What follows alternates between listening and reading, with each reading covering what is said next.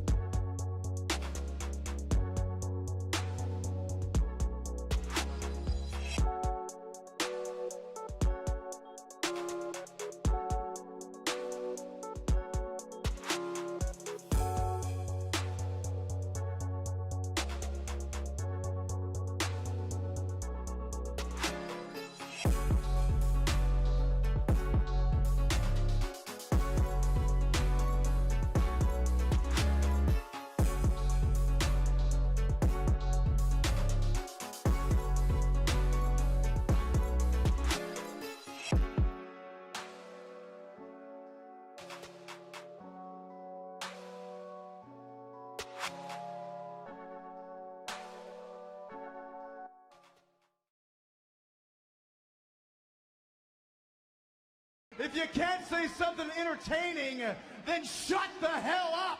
Wrestling on Wii. Wrestling on Wii. Wrestling on Wii. Wrestling on Wii. Wrestling on Wii. Wrestling on Wii. Wrestling on Wii. Wrestling on Wii.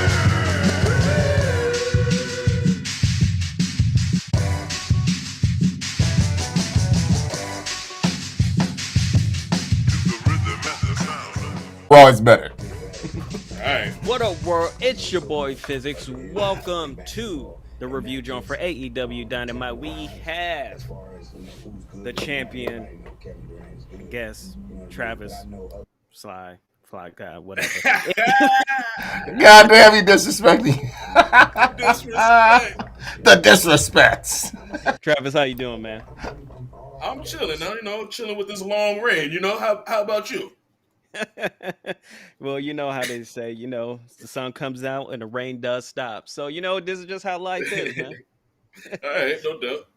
But we are here talking about last night's AEW Dynamite, and it started off as soon as the I don't know if the accountant was on because that's usually what's on before Dynamite, but soon as we get to the ring, we have everybody in the ring. We have the American Dragon Bryan Danielson, Christian Cage, and Jurassic Express versus the Super Elite, and that's Adam Cole, Big Bad Kenny Omega, and the Young Bucks. And I mean, you got what you got. I mean, the last 4 weeks, the last month or so, we have been getting as soon as AEW starts, the first match that they had in the night is going to be a banger. And they've been doing this for a month consistently. And I mean, they didn't let us down. This is exactly what you expect to get when you have all of these men in the ring. Was there anything that stood out for you when it came to this match? I mean, there's Bro, I probably a lot seen of the things. I seen the worst power bomb of all Oh, time. yes.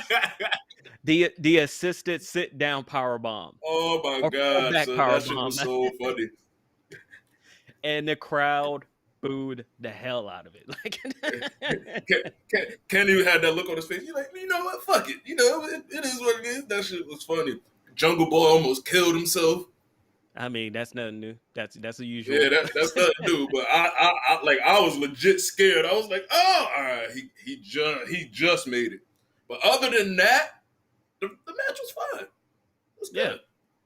Any I mean, any it was multiple my fault. Any multiple man tag match with the Young Bucks in it is always good, in my opinion. yeah. And which one was it?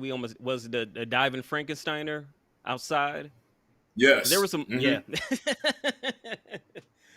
I don't know why he continues does that because depending on who he does it to, his head is a little too low to where the ring apron is, or he can't even get the full spin before he even gets it all. But like you said, it was a fine match. Of course, the Elite won. They made sure that everybody was outside the ring before the 4-man BTE trigger on Jungle Boy happened, which was really That shit looked fire. kind of crazy. It definitely was. Like I don't even know how you could fake. I don't even know how you could fake that. One of them, no, one of that them knees had to hit. Oh no! When I was looking at it, I was like, after I saw the match, I was like, so all right, it's easy to fake the two because that's on them. Of course, they could stop it. You got the one in the front, you can stop that. But I was like, either the front or the back of the head one is gonna get you. So you're gonna have to take Yeah, one, no matter that's what. crazy.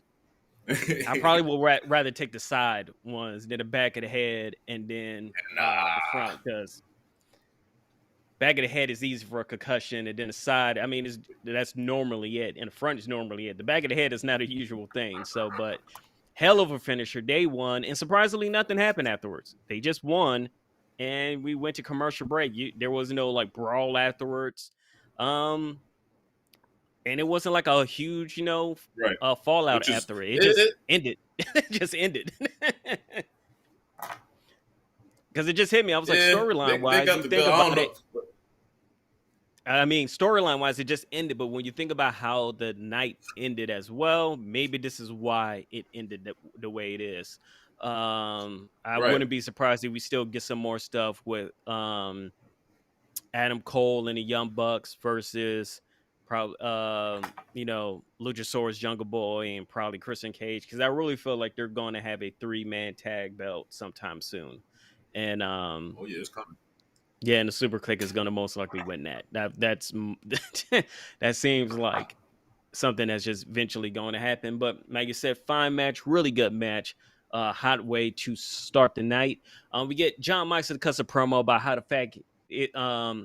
fact is there's no man in AEW that can beat him.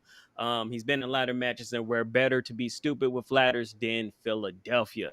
Then we get CM Punk. Of course, we get his customary diving into the crowd. He gets in the ring, talks about, his time in Philly and him getting his start. And then he confuses cheesecakes with a Philly cheesesteak, and the crowd turns on him, because I have all crowds, the last crowd you want to turn on you is a Philly crowd. Luckily, nobody had I any didn't even peep batteries. that. Yeah, and then he was like cheesesteaks, cheesecakes, cheesesteaks, whatever. And then of course he threw out the gauntlet for Daniel Garcia, but the crowd at that moment was pretty much lost. I'm pretty sure he walked back there and was like, "Damn it! Like one slip up, and you just lose a Yep. whole crowd," because like they were just booing, and he was like, because he first started off was like, are y'all getting tired of this? And the crowd was like, "No, we're not getting tired of it." And then they were they were booing, like not even like booing, like they were like talking, which is even worse. When people just start talking over you while you're doing your thing, not yelling at you, they're just talking to each other and ignoring you. And he was like, "I don't want to overstay my wake up, so Daniel Garcia, yeah, you." But that was kind of how all the promos were, minus Britt Baker. A lot of the promos were just very meh tonight, and unfortunately, it started off with CM Punk. What were your thoughts on everything that had to do with this promo?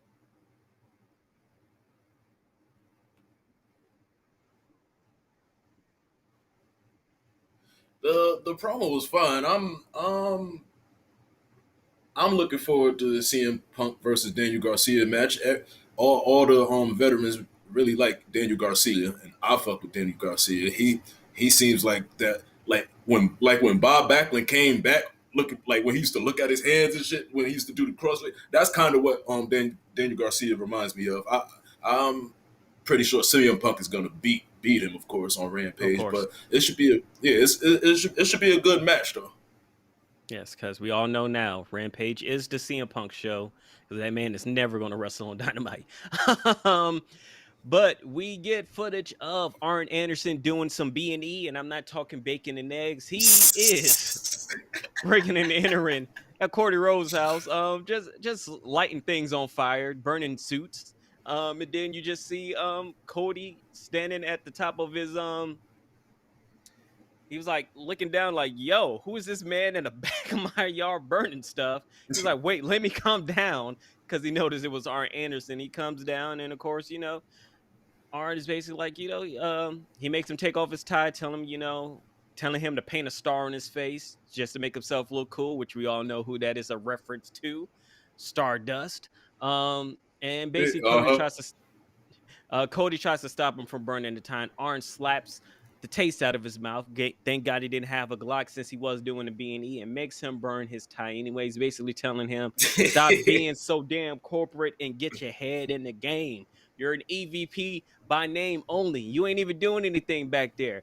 Get focused." Basically what he's telling him. What were your thoughts on the segment? I thought it was hilarious just how it started. But it's like, from this, and then there was this whole thing of Cody saying he would never turn heel, which I'm gonna guess is not true.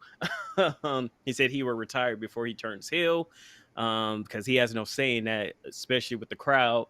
What are your thoughts on that? And what are your thoughts on the storytelling of this promo vignette, and where do you think it's going?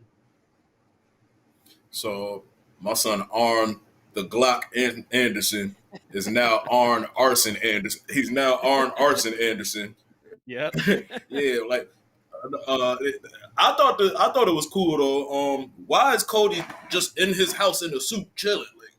Like, motherfucker, like He it's might have late at just night. got back from a You meeting. been home. That's why he didn't notice it. He was like, "Yo, I just got back from a nice meeting. Let me give myself a whiskey. Let me get on my deck, just relax." And I'm just seeing a man burning stuff back.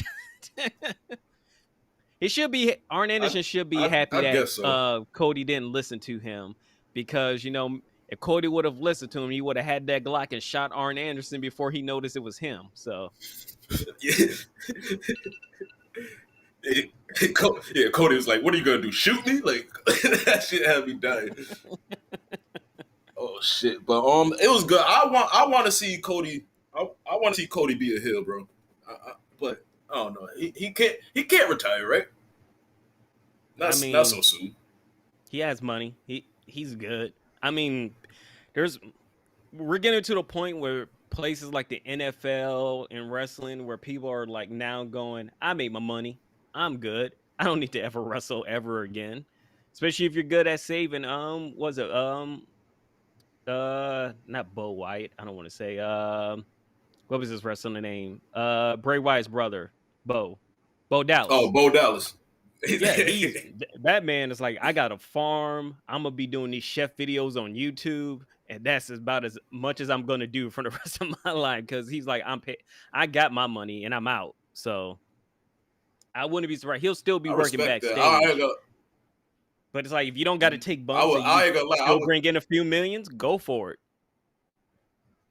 I would have been one of them dudes. I would have did like a good year or two as long as I stacked my money up right. I'd be like, you know what? I don't need to fall on my back anymore for this shit. I got, you know what I'm saying?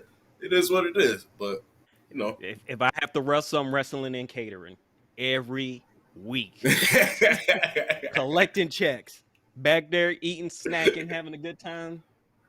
It's like, man, that was a hard fall, fam. Glad it wasn't me. We get a Bobby Fish hype, bro, because Bobby Fish is officially AEW, which means he can win matches. So now that we know that, we get a Sammy Guevara gets an insert in the promo where he gives Fuego del Sol a new truck and says he's going to beat Bobby Fish tonight, and we go right into the match. Really decent match, but I mean, we all know where this was going. There was no way Bobby Fish was going to beat Sammy, and Sammy wins with a feast for your eyes to retain the AEW TNT Championship. Really decent match. We had a short arm Spanish fly. Sammy went up top again. Fish kicked them down, back up. They were jockeying for position, and Bobby hit a what avalanche Falcon arrow, which he never did in NXT. And I was like, there's certain moves that when people do them, like an avalanche Falcon arrow off the top rope should not be a 2 count move. Like, that's just a move you just save for something else because that move was just too good to be getting kicked out of. But is exactly what happened in Semi 1. What was your thoughts of the match? I like the match. It was cool for what it was. Wasn't nobody expecting Bobby Fish to win, but this was his chance to show that he is all elite, and he got the deal after the match. He might have had the deal before the match, but yeah, most likely. I liked it. I like his MMA style of striking. It's a little more different than he was in NXT. That Falcon arrow was kind of crazy, but and what happened after the match kind of messed it up for me. Oh, really? Let's talk about what happened after the match. American Top Team came to the ring and Scorpio Sky attacked Sammy. Julio Dos Santos joined the beatdown. Fuego del Sol tries to make a save. He gets overwhelmed, which usually happens with him. And they get beat down for a hot minute. Long enough for you to go,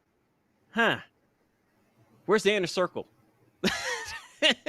And then the inner circle comes out to a bunch of pyro, fire, flames. They run out, of course, they get on top, they beat them. American Top Team runs off. Dan Lambert calls for Judas to get cut, but of course the crowd doesn't listen because the crowd is going to sing Judas at the top of the lungs every single time. Lambert says Tony Khan has all the stroke in the world and they'll be in American Top Team's hometown of Miami. He wants a 6-man tag team match, Inner Circle versus Men in the Year and Julio Dos Santos, which will be his debut wrestling match, and Jorge Masvidal will be in America Top Team corner. Jericho grabs the mic and said he'll face their dipshit team, and challenge accepted. Like you said, the weirdness of that thing is like, you see your man getting jumped, run out, stop it. Don't allow them to beat on him to the point where your music has to hit. Like, this is a moment where there's no music needs to hit. No music needs to hit. You need to just go out there. You don't need your pyro because it's like we got to set all this stuff up for just one run in. Like it was very stupid. Bro. It reminded me. Definitely was stupid. Yeah. It reminded me of Rhea Ripley and when Charlotte was about to stomp on Bianca Belair's leg when she had it in a chair. And Rhea Ripley comes out to stop it, and she had to wait to do her stomp with the music. And by the time she did all of that, Charlotte Flair was like, got you, stomp. on Bianca Belair, and Bianca Belair Yeah. was like, "Yo, why weren't you down here? You could have stopped, and you over there waiting to hit your cue for your song. Bring your ass down here." And that's exactly what it felt like. Yeah, man. I if this was to set up some shit in the future where Sammy would be like why you ain't come help me like right away? You know what I'm saying? You need all this pyro and shit. Just come help me. You don't need all the pyro. If I could see Sammy getting upset about that. Also, I don't want like I would rather see like either Scorpio Sky or Ethan Page facing uh Sammy Guevara for the TNT title instead of just Sammy being in 3-man tags and shit with the title. I know he just got it, but you know what I'm saying? You feel what I'm saying? No, no, no. I understand. I mean, last night was Ethan Page there? I don't remember seeing him. Oh no, he had his son. He just had Oh, his son okay. that day, so he didn't show up. Yeah. Yeah, good. Great reason not to show up. But yeah, it was such a weird thing. It was like that's the only way to fix that because I mean, you and I talked about it last few episodes about just the whole idea of like, is the inner circle even really a team anymore? Um, Yeah. because they don't really be rocking with each other like that, really. And the fact that they took so long, at certain point, I was like, maybe they aren't gonna come out, and that's when it's like you really messed up your cue. Because I was like, it just took too damn long for y'all to get down there to even seem like you care about Sammy, and Fuego del Sol. But we'll see. If this is the beginning of them breaking up, this will be a good way to start it. Because usually that's how it does start between teams. So somebody gets jumped and then it goes like, where were y'all while I was getting my ass beat and y'all just chilling back there not doing anything? So this will be a good way to Exactly. do it. We see the Acclaim, and Max Caster, he rapped. It was meh. It really wasn't much to it. Felt like he was counting the rhythm in his head the way he was rapping. I was like, all right, man, let's go. But they say they want their tag title shot, and I mean they're up there as far as the ranking, so makes sense. And we get the big announcement for AEW Dynamite. Tony Schiavone's in the ring and basically says what everybody kind of knew already, that that AEW was going to have a new championship, a mid card women's championship, and that is the AEW TBS championship, and it'll be contested for the first time in a tournament on Dynamite on TBS on January 5th, which is what I speculated during the news of how they were going to do this. It was going to be a tournament, and we'll see who's going to be the first champion because you got to make sure you get those ratings on the first night. What are your thoughts on the belt? So the tournament doesn't start until January. That's what it sounds like. Yeah. Yeah, that's what I'm saying. Like, I feel like they should have started the tournament before that, and then have the title match, like the finals of the shit on January 5th instead for That's their how first that's yeah. episode on Yeah, that's TBS. how I stated how I wanted it to be, was them to do the tournament throughout, and then by the time we get to January 5th, we'll know who the champion is going to be that Yeah, night, and that will be the main event. But I guess they're going to try to pick something else for the big last thing of the night. And maybe they might switch it. I'm gonna guess that right mhm. now they're trying to get a certain person, and they might want to hold on to that certain person to January 5th. Um, the only certain person that is Bray Wyatt, and maybe just try to hold on to that and have him be the last thing for that night. Um, but but it could switch if they don't get him. If he does end up going to Impact, then they can switch it to a tournament. But that's the best way to do it. But when it comes to the belt, it's a okay belt. It would be great if it didn't have the TBS blue on it. I thought the belt was fine. It looked just like the TNT title, but for women. So, Yeah, no, I like, agree. I that's just what and I just don't think that the blue fits on that belt, and I rather it just be the same gold that's going throughout the belt. I kind of even feel the same with the TNT. I was like, I get it why they put it there. They want to use the colors of the network, but I was like, if the belt is all gold, do it's you like everybody still knows what it is. TBS is still written on it. We know what it is. Do you think Tony Khan is going to do the same shit with the TBS belt? Like give like women Change their it own multiple custom belts? times. Yeah, Possibly. yeah. So Jade Cargill is definitely winning this shit, right? It's either her or Big Swole. I already I stated. want Big Swole to win it so bad, bro. Yeah, I already stated. I was like, this is going to be the first singles belt for a black champion. So here we go. I was like, that's what the TBS is going to be. I was like, it's gonna be the first one. So, and it's between Jade Cargill and Big Swole. They are the youngest and biggest names, and you have Britt Baker doing her thing. I think the real issue is they really have to build somebody up that's going to have to be able to beat Britt Baker. Because yeah, man. I'm about to say I don't even want Serena Deeb to be in the TBS tournament. I want her to be in like the world title picture. yeah, because I mean you have to start putting people there, and at this moment there's nobody there, and there's nobody new coming anytime soon. What I would talk about with the news, the only other person who Tony Khan already stated that they can't come is Tessa Blanchard. But I wouldn't be surprised if he backtracked on this because it's wrestling and people backtrack on shit all the damn time. But she was at WoW, so she might be doing that instead. I also heard I heard little shit about maybe that chick Roxy from Ring of Honor. She's thinking about going to AEW. That'll work. Yeah, but they got to build somebody. I ain't gonna lie, up for Britt Baker because she is by herself. Oh yeah, for sure. Her Serena Deeb is playing a good heel right now, in my opinion. I think I don't want that to be right away because how about this? How about we hold our Serena Deeb till we get there because we're almost there. We get a interview with Jim Ross. He says, stuff about arses and stuff because for some reason he can't say as, but he's interviewing Darby Allin, and they sit down and Allin talks about why he paints his face, connected to his uncle's tragic death and his chest tattoo, and he says that MJF isn't going to win this war because he's seen men like him 1,000 times. We cut to Darby Allin versus Nick Komoroto, and I mean, it is exactly how you thought this match was going to go. Darby Allin wins with a coffin drop. And then out of nowhere, QT Marshall hits a diamond cutter. Sting no-sells it, kicks him in the gentleman's area, Scorpion death drop, and we are over with this match. Looks like we lost Travis. Hopefully he will be back. But when it comes in this match is exactly what I thought it was. They just wanted to do a little storytelling. Well, not with this match. They really just wanted to pop the crowd, I felt, when it came to this match, especially the Sting getting his Scorpion Death Drop in, which he's done twice in a row.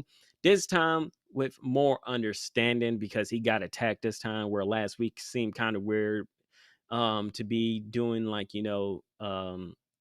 in between wrestler type stuff like Moxley and Eddie Kingston, but this one made sense. We ended up moving on to see if Trav's come back. Nope, no Trav yet, but we ended on moving to a Tony Schiavone interviewing Dante Martin in the ring. Of course, the crowd is chanting Dante Martin's name. Oh, wait, now before that, there was a Dark Order backstage segment about them all being together. There was jokes about John Silver wanting the Allen Angels to remask because he looks too much like Stu, and they bicker back and forth, and AJ settles things, and they all get to claw together. Yo, this is crazy. Oh, you're welcome back, fam. Welcome back. You good? I think I can hear him now. Yeah, you good now. We can hear over there, so. Yep. Back out. All right, cool. But we get Dante Martin in the ring.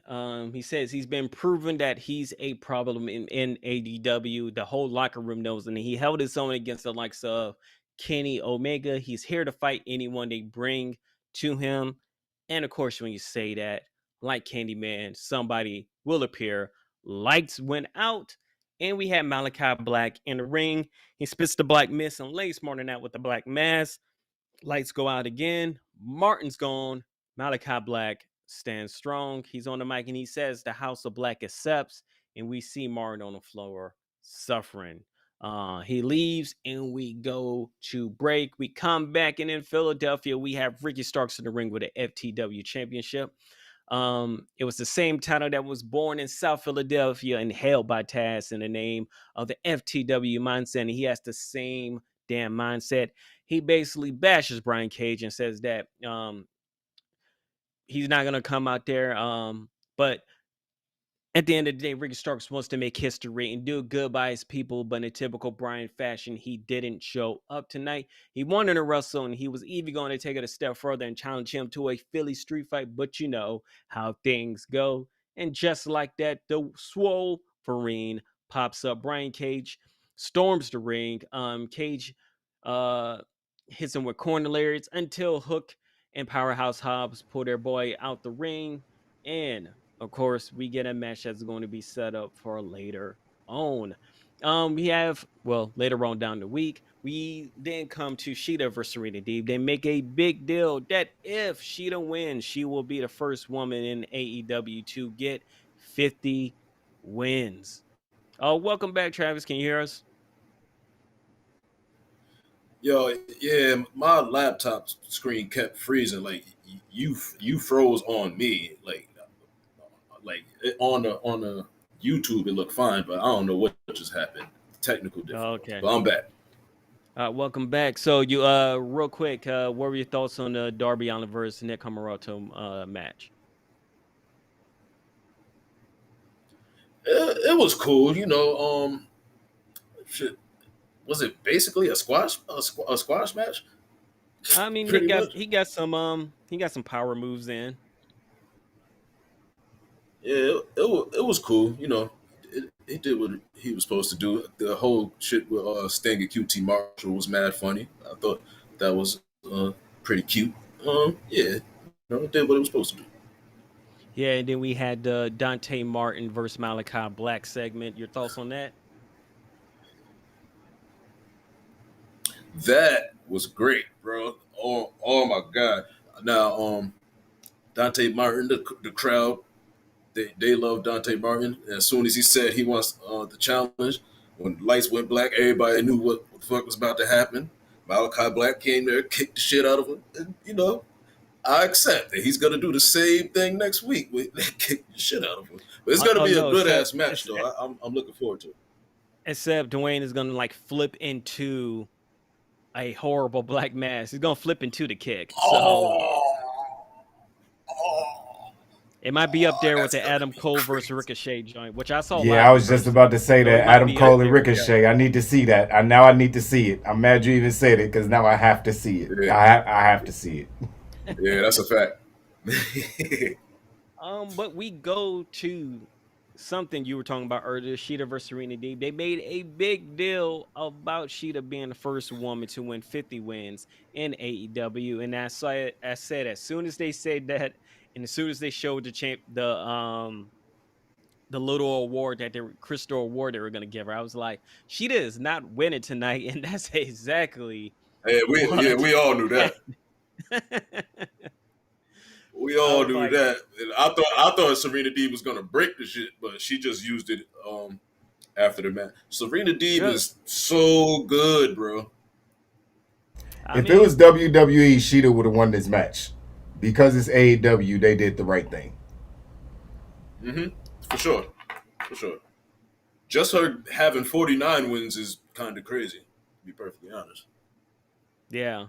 But you know, we had Sheeta with a series of knees, Serena Deeb block elbows, so to the knees, getting club blows, dragon screw, lay Sheeta out. Deeb tries to trap the arm. She cannot keep Sheeta down. Step over arm lock, posting the knee to the mat. The Serenity lock is in, and she taps Serena Deeb, wins by submission with the Serenity lock. And of course, Serena Deeb goes and gets the trophy and cracks Sheeta over the face with it, and you can see when they go to a cut of Sheeta, she has a huge bruising right under the eye. And of course the ward breaks in half when she hits her with it. So hey, like you said, Serena Deeb as a heel, everybody's here for it because it's gonna be fun. Absolutely. And she doesn't even have to go straight for Brick Breaker. I want to see other storylines with fucking Serena Deeb, and it don't have to be for the title. She'll get there eventually. I mean, she could just be beating other faces and then doing dastardly heel stuff afterwards until, and then just Yeah. keep doing little small run-ins of her seeing Britt Baker and just her eyeing Britt Baker and just basically letting her know I'm slowly but surely coming for you. Hmm. Hmm. Yeah, and the good thing about Serena is that she can carry anybody through a fucking good match. So she could probably have a good ass 10-minute match with Jade Cargill possibly. So her any match with her is gonna be dope. I truly agree. We get a segment of Darby Allin, just like on any SmackDown video game, during the PlayStation days. If you're walking, backstage, your ass is going to get jumped. He's in the loading dock, and a bunch of masked men come to, Uh, attack him and beat him down, and we kind of all know who everybody is. They throw him head first, into a stop sign that is a part of a barricade. They lawn dart him right into it. There was no way for him to put his hands up, so that was just nothing but him signing to CTE Records on that.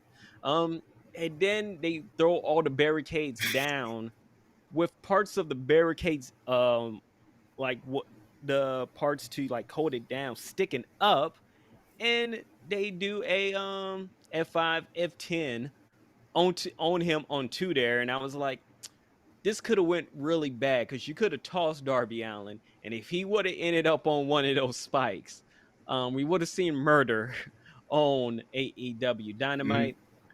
We see one of the masked men grab the skateboard and slowly skateboards over to him, chokes him with the skateboard, and we end the segment. What are your thoughts on the AEW SmackDown Bring the Pain segment? I thought it was cool. Everybody, like I don't even know what they was masked up for. Everybody knew who the fuck they was. But Especially yeah, the dude in a give me suit. more MJF. It give me would have been more better MJF bullying Darby Allin. it would have been better if he had a Burberry mask. If that's what he came out in. Yeah, yeah, that would have been fire. That would have been way more fire on some like West Side Gun type. Yeah, that would have been fire.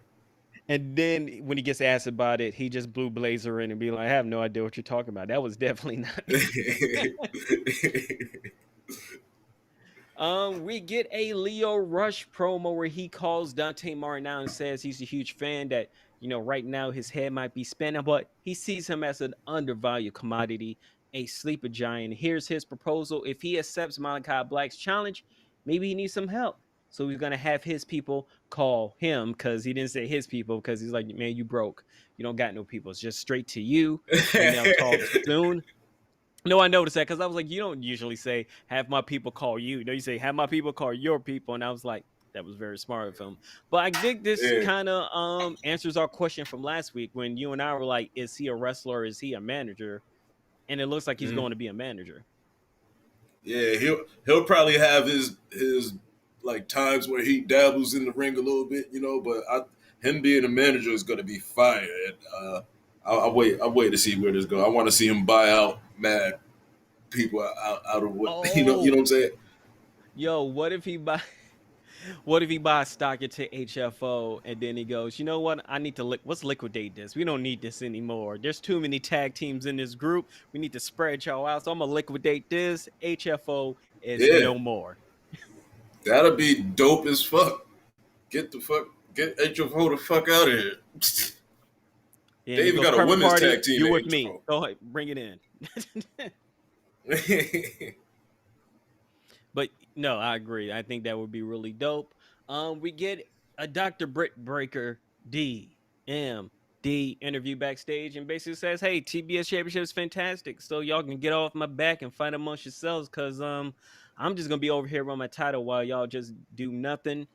We get a promos of a bunch of AEW women talking about their chances for the TBS belt, but we are here at our main event in AEW World Championship #1 contender casino ladder match. You have Andrade El Idolo versus John Moxley versus Lance Archer versus Big Money Matt Hardy versus Orange Cassidy versus Pac. We started off with Pac and Cassidy. Really good. A lot of back and forth.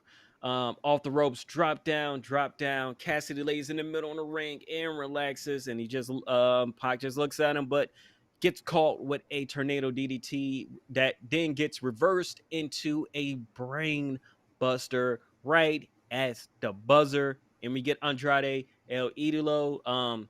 Pac goes up to sets up a ladder. They're on top of it, going back and forth, and Andrade does a sunset flip power bomb onto straight nothing but Matt. And speaking of Matt, the fourth person to come as Big Money Matt Hardy. He counters an orange punch into a side effect, runs roughshod with the ladder, laying everybody out. Hardy climbs, Cassidy picks a leg and pulls him down, back elbow, and Matt smashes him into the ladder as we, of course, go to break, because that's exactly what happens. And we slowly move on to our next person, which is Lance Archer. Comes out, cleans house, lays everybody out. And by the time he does that, he sets the ladder up and he just waits. Well, no, one of the first things Lance Archer does, he comes out with security backstage, throws that person at Andrade. Andrade ducks and then catches a big boot. Let's not forget that, because that was hilarious. Yeah, let's Archer, bro.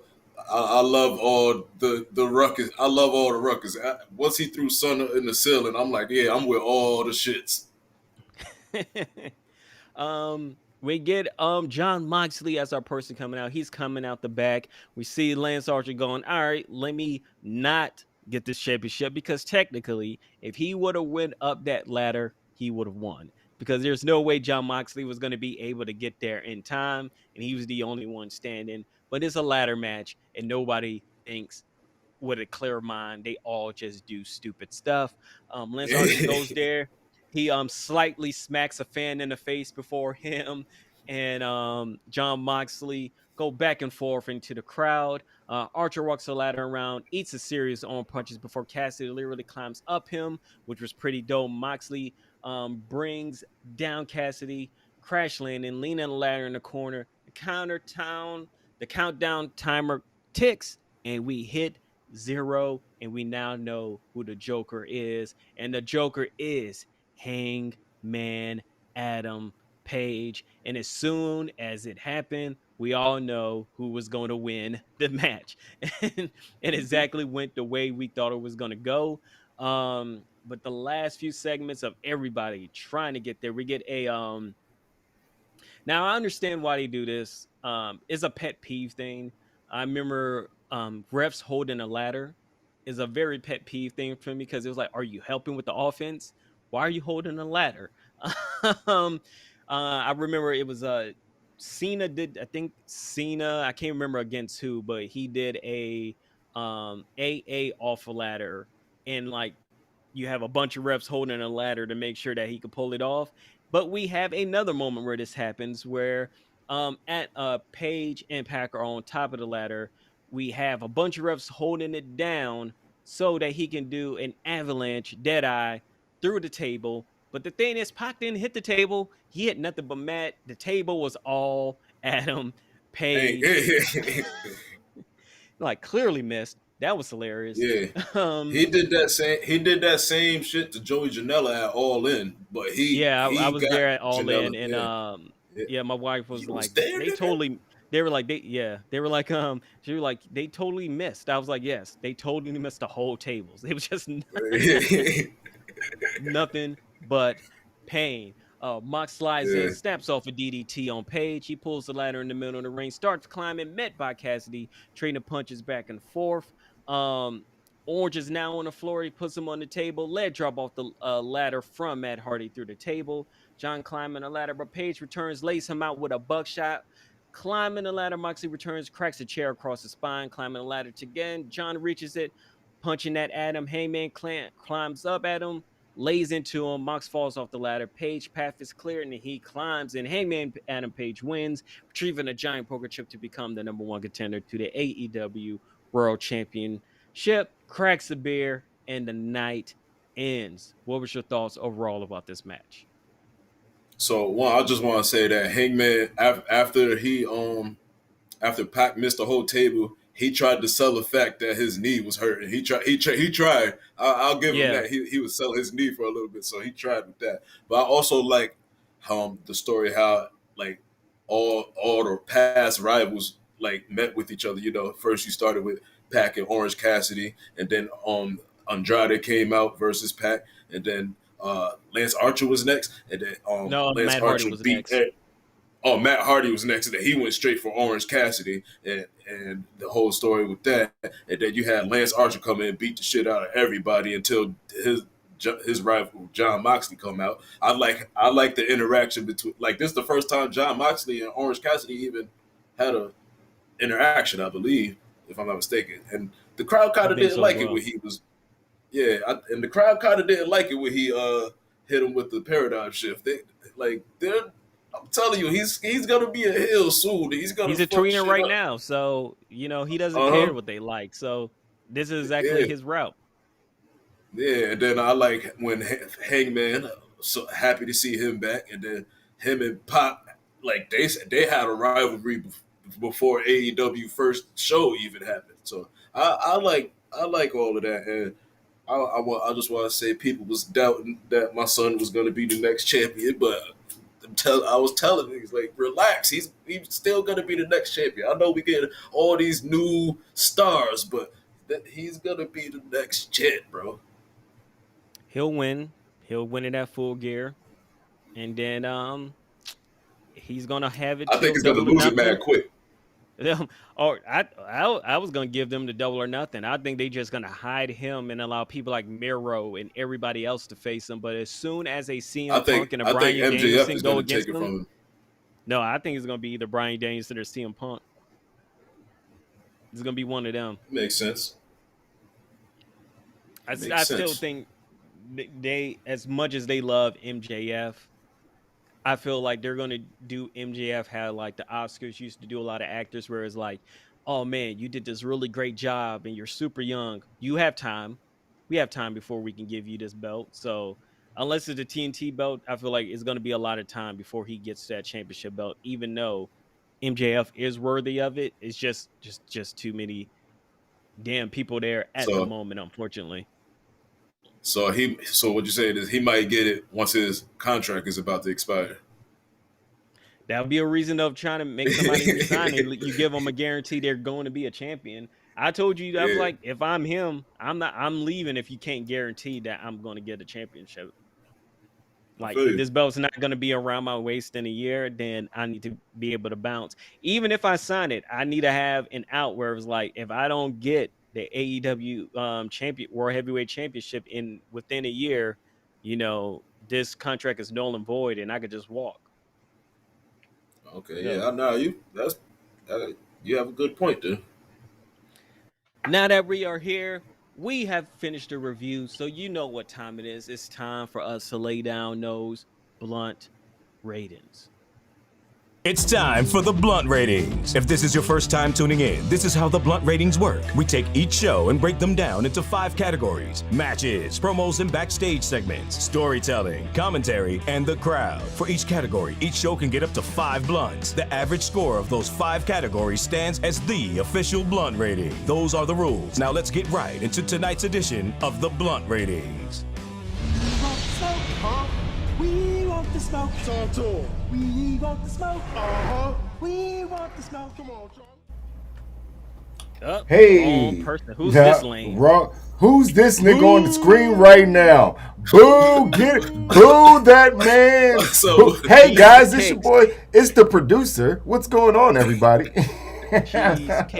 Cheesecakes. Also, parlay. Horrible. Uh, Anyways, where were we before our show was ruined? We are it's my grand we're here. entrance. We're doing the blunt ratings right now, and of course, as usual, we start off with the matches. Trav, what are your thoughts? What would you give the ratings for matches? As botchy as the first match was, it was still pretty dope. Uh, Darby Allin versus Nick Camarado seemed like it was just kind of there. Uh, shit. Serena The Deeb, latter match Sheeta, was the last match was dope. Serena Deeb and Sheeta was dope. Ah, Sammy Bobby Fish. I, I'll go with a 4. I'm Everything going. was decent. I'll say this. This was one of the things I felt after the end of Dynamite was I was like, this was probably one of the most consistent match nights they've had. That's a Usually fact. they start off really high and then it kind of teeters. It'll dip, and then it goes back up a little bit near the end. But I just thought it was just even kill throughout the whole night. So to me, I agree. 4, one where I'm probably not sure where you're gonna land. Promos. When it comes to the promos, I don't know if there was anything that really stood out. I really liked Britt Baker's promo. CM Punk's promo was kind of a disaster. Out of anything, I don't know. To me, the promos lean more towards a 3. How about I you? agree. I agree. It wasn't nothing too crazy. John Moxley had his, regular minute angry promo, angry dad promo. Yeah, Britt Baker was cool. The whole Darby Allin and MJF backstage that was okay. Make the story go. Yeah, wasn't nothing too crazy. I'll say a 3 also. Moving on to storytelling. Of course, like you mentioned, MJF backstage stuff with Darby Allin. Of course, we had the beginning of the promo segment of Darby Allin talking to JR, which led to that part in the night. Everything going on with Serena Deeb and her storytelling, the storytelling efforts between America's Top Team and the Inner Circle, which we mentioned early on in the interview that it was quite a little bit of a mess of how that was going on. But there were a lot of storytelling lines going throughout the night. One that seemed to get dropped until we figure out who was going to be the Joker later in the night is everything between Bryan Danielson and his crew versus the Super Elite. It seems like that is getting dropped because it looks like Kenny Omega has other things to worry about. So when it comes to storytelling, where are you going as far as the reviews? I thought storytelling was cool. Hangman is back. I'm looking forward to. He got a lot. You know, him and Kenny. How what he thought about the Dark Order, being out of place, but they're back together now. So he's probably just gonna fall right back in line with them. Uh, MJF and Darby. That was okay. Um, yeah, like you said, Serena Deeb, and then the whole TBS title tournament getting ready to come up. Um, yeah, you know what I was looking for. Speaking of storytelling, I was looking for in the Super Elite match.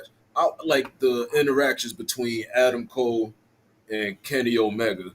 Like, it didn't seem like nothing crazy happened tonight, but I was like seeing if there would be any type of like small conflict between them because Adam Cole thinks he's just as good as fucking Kenny Omega, which I agree I with, don't think and that will you know, I don't think that will come until till probably Kenny loses the belt and they're both trying to be the number one contender. I feel you. So I might give that another 3.5 at the most. Yeah, I'm leaning more towards 3.5. They did really decent when it comes to the storyline, so let's give that a 3.5. Crowd's hot as usual. I mean, when it comes to AEW crowds, we are either teetering between a 4 and a 5 almost every time. So, um, what? Like so. with the crowd, Dynamite crowds be lit. The Rampage crowds be tired as a motherfucker because that'd be like the last hour after them watching 3 hours of wrestling. But Yeah. Dynamite is always fucking lit. So yeah, I say an easy 4.25.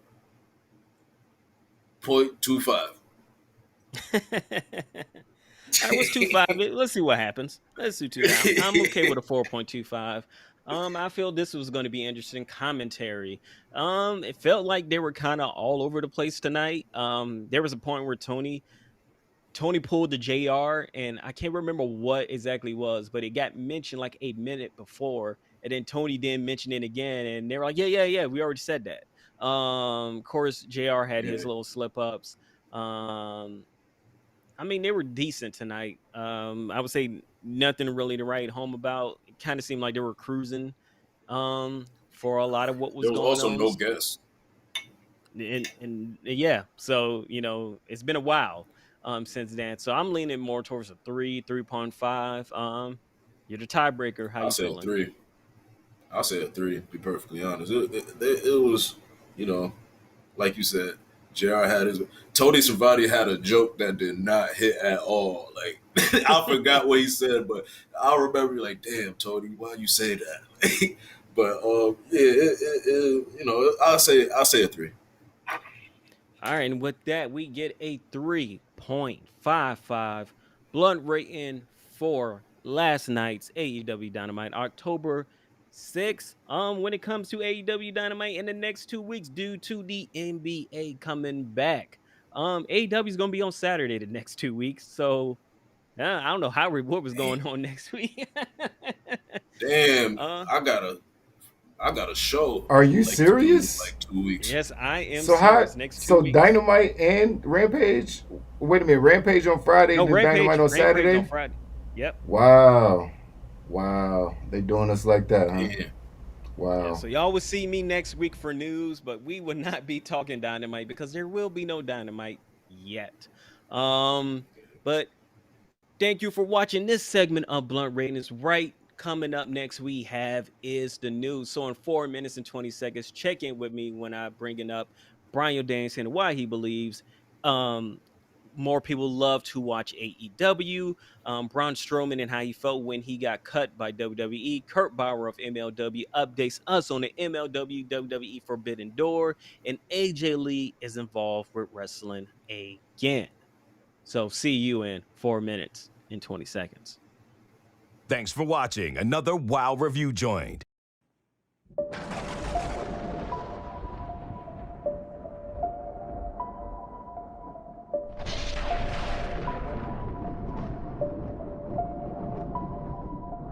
We coming for you, nigga. We coming for you, nigga. We coming for you, nigga.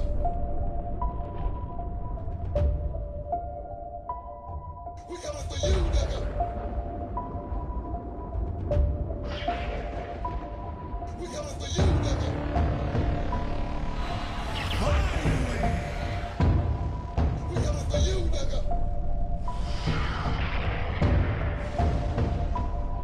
We coming for you, nigga.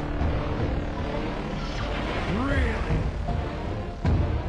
We coming for you, nigga. Really? We coming for you, nigga. Really? We coming for you, nigga.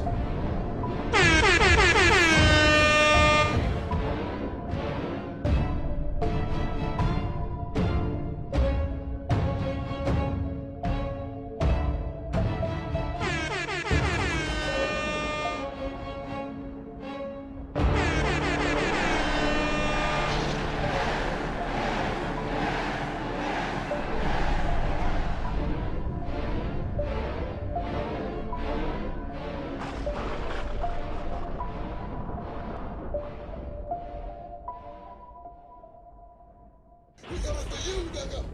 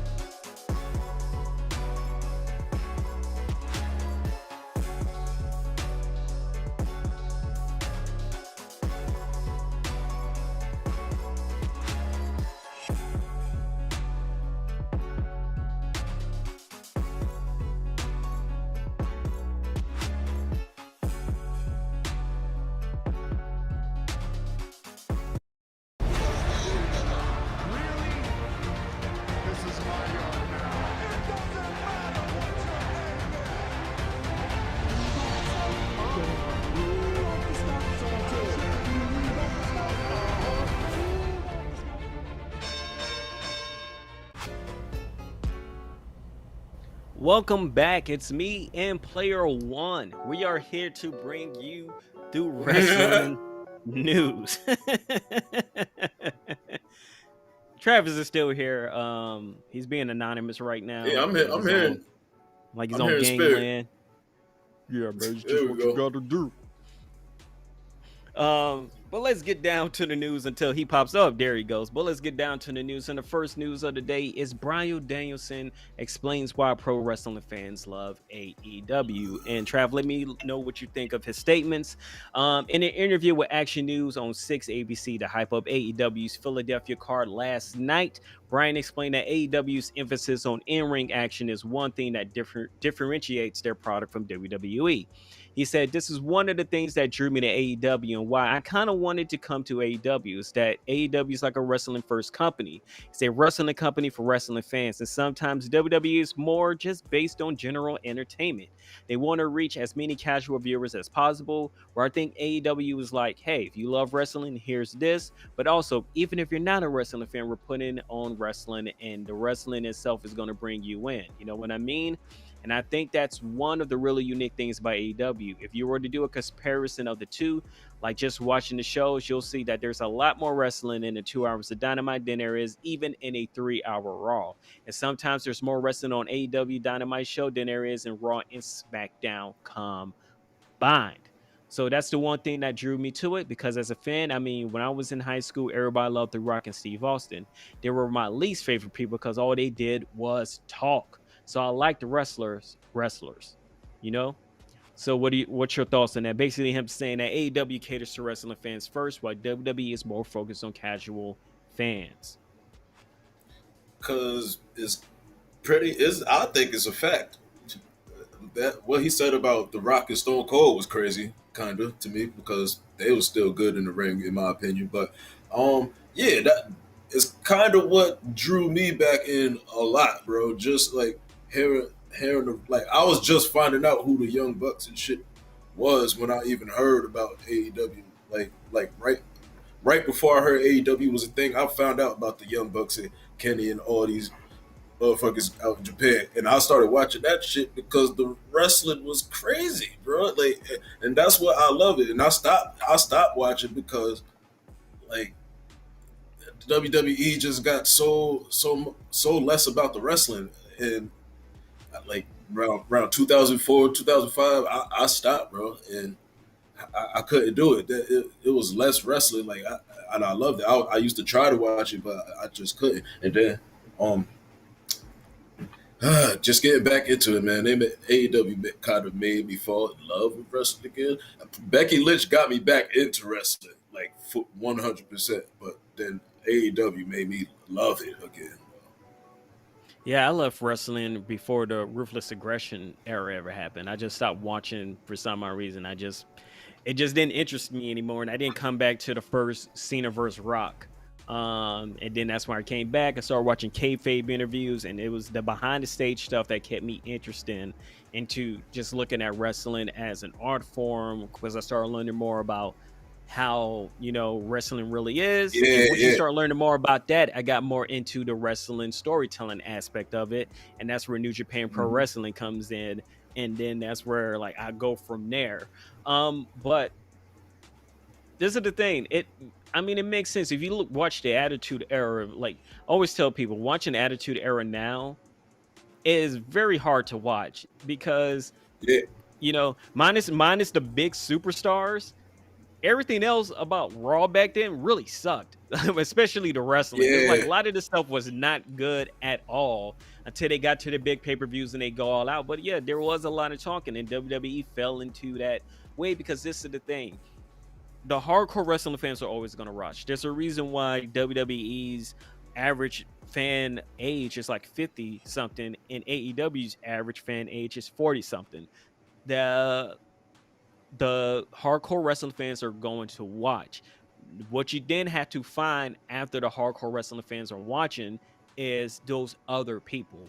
Because it was those other people, those casual fans, that made, the Monday Night Wars what it was. Hitting those yes. numbers of above 2 million all the damn time, hitting 6, 7, 8, 9 million viewers a week doesn't happen with hardcore wrestling fans. That happens with casual wrestling fans. And WWE looks at that because that's where the money is at the end of the day, unfortunately. And I feel like at this moment, AEW can do that, but I feel like the more competition they are towards um WWE, and the more times is usually because we're bringing in big wrestlers and it's a big spectacle because of who's going to be there and it's their first time wrestling there, then you're going to start doing more big spectacle stuff. I feel it's the reason why almost every Dynamite and Ramp, well, almost every Dynamite show is like the second year anniversary, the Bash is there are always these big events or big names rather than it just being a regular Dynamite, because they know they need to bring in more than just the regular wrestling Yeah, fan.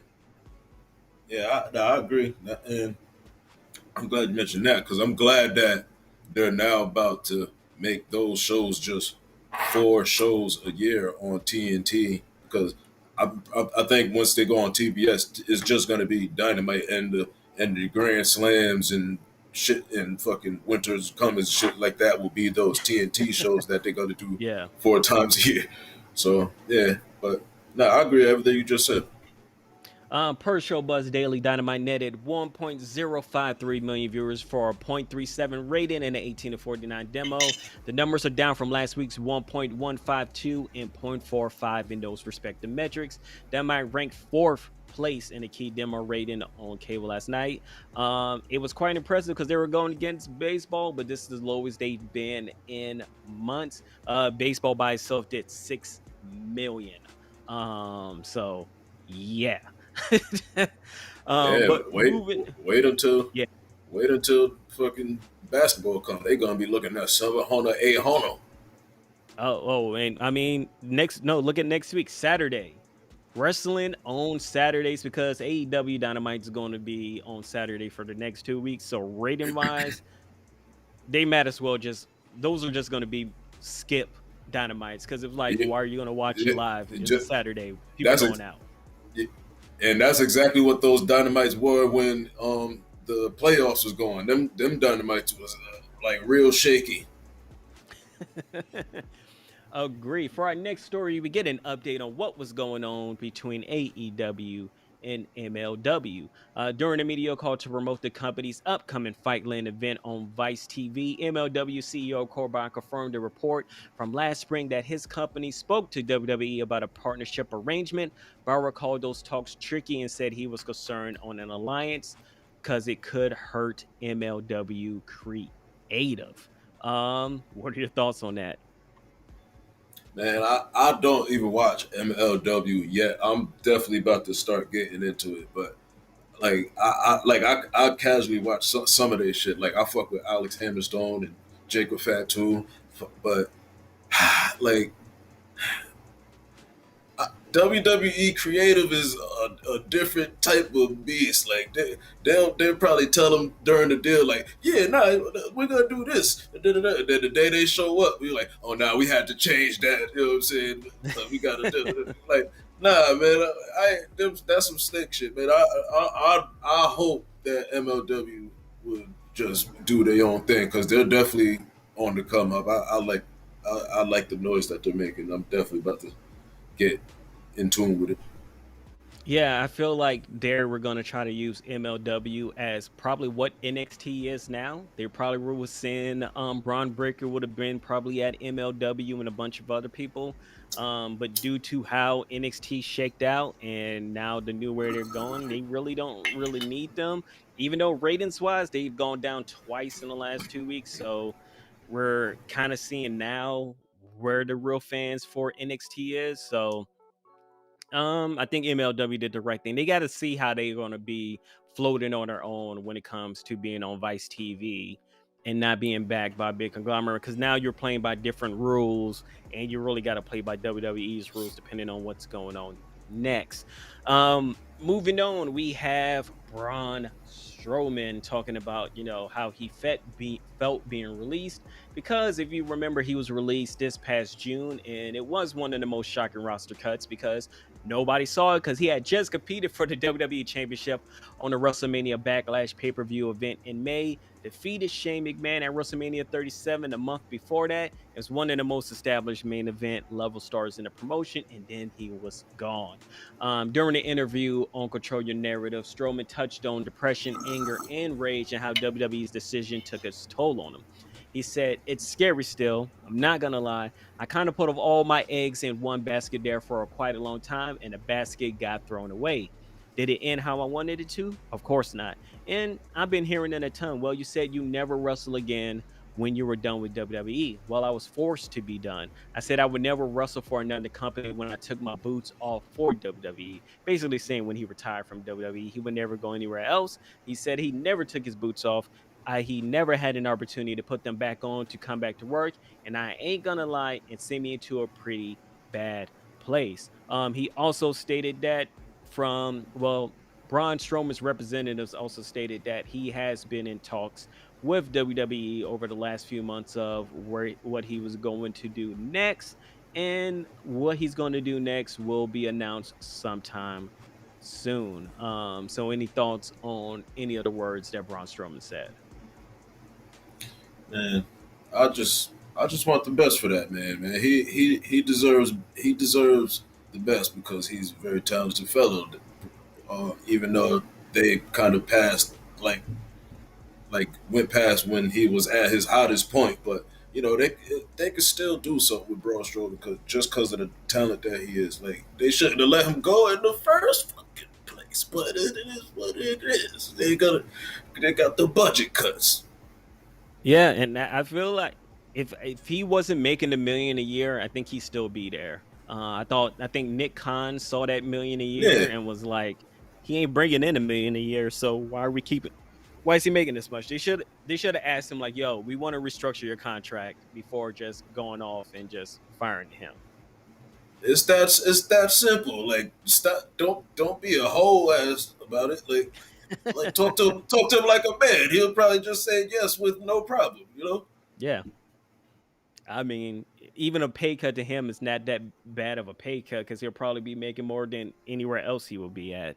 Um, Moving on to our last story of the day before we get to some quick hits, and that is WoW is back. Technically, WoW never left, but they are doing a relaunch. WoW, which is Women of Wrestling, held a press conference yesterday, shortly after ET, yes, Entertainment Tonight, had an exclusive report about the Genie Bus who Jeannie Buss is the owner of the Lakers' own promotion, relaunching in partnership with CBS Viacom. The show relaunching in September 2022 and syndication on CBS affiliates, with their library available on CWC and Pluto TV platforms starting in December of this year. Will have a major name on the creative and production side, and that major name is AJ Lee. At the conference, AJ Lee stated that uh, she said, "My goal after wrestling was to create those characters for the next generation so every little girl could see themselves on TV and know that nothing was impossible." AJ Lee will be an executive producer and provide color commentary on every episode of WoW. WoW's been doing their thing for a while. And WoW's kind of like the place where if you want to really make yourself a name as a woman wrestler, going to WoW helps a lot. There's like a WoW to Impact pipeline that is like constantly going on. It's like you go from WoW, you go to Impact, and then you stay in Impact, go to Ring of Honor, or you go to AEW and WWE. It's kind of how it works right now, and I'm really happy for her. Really dope that Jeannie Buss is continuing this to go on. She's not allowing Wild to die. Big props to her. Um, and nice to see AJ Lee back in wrestling in some form. Pretty sure she's getting paid handsomely, and she gets to help with the storytelling of women's wrestling. So I am not mad at that. Yeah, man. Shout out to women's wrestling as a whole. You know what I'm saying? That there's nothing wrong with that. And as far as AJ Lee, I'm not gonna lie. I've seen one match from AJ Lee, and she lost it against Paige. But I respect her legacy that she has, because I heard the best, and I've seen a few clips. But and Tessa Blesser, you said Tessa Oh Blanchard, yeah, that's son, it. son Tessa of the Blanchard was there at the press conference. She was the last champion at WoW, and she was standing right there on the stage. So I wouldn't be surprised if she's going to be involved with WoW. So we will see. yeah, man. But Tessa, Russ Te- wrote, so I thinking WoW will be fell big time, but this is the thing: WoW has already made their money. Getting their rights, being on streaming with CBS Viacom is a big deal, because right now MLW is trying their best to get a streaming network to put their stuff on there because that's where the money is, and they've already kind of made their money. So like, their WoW's already a success because they did most of the work already. pretty much, yeah. Shout out to them, man. Now let's move to some quick hits, and this one might intrigue you. Chris Jericho believes that Will Ospreay is possibly AEW bound. In an interview, Jericho stated, "I'd love to see Will in AEW. I actually called him way back when we were first starting out to see what kind of interest he had, and I think there's a lot of guys that want to work in Japan and spend time there. I know because I was one of them. Been to Japan over 60 times now at this point in my career, and I think there will come a time where Will decides he wants to work in his own country.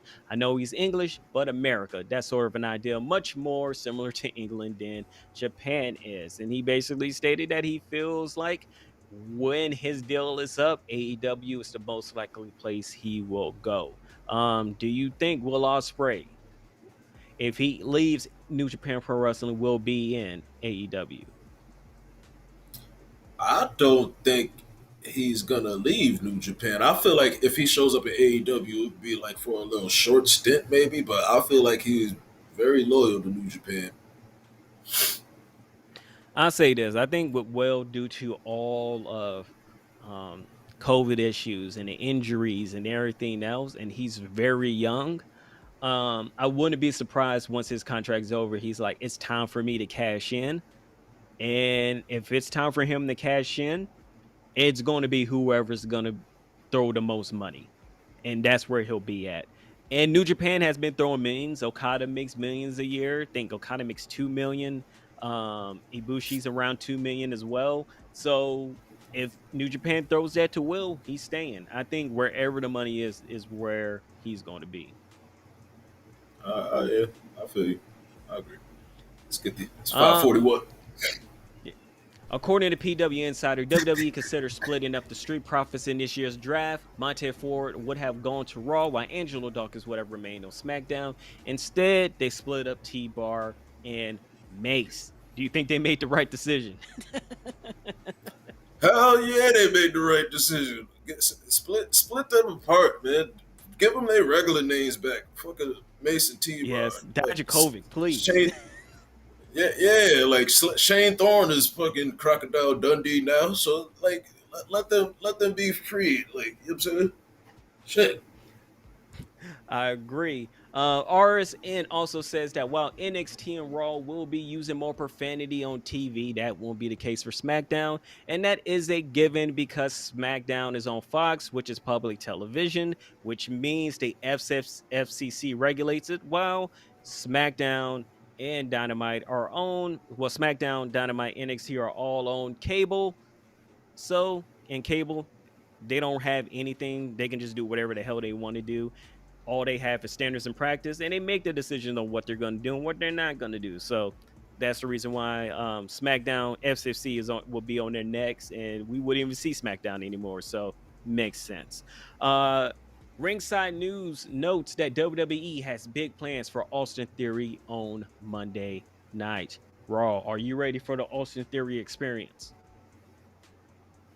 I watched Raw a little bit this past Monday, and that was actually one of the things that I did like out of the show. So shout out to Austin Theory because he's very entertaining and he could definitely go in the ring. He does shit that nobody else does, which is a good thing. And yeah, let's see. He can go through Raw silliness. I'll give him that.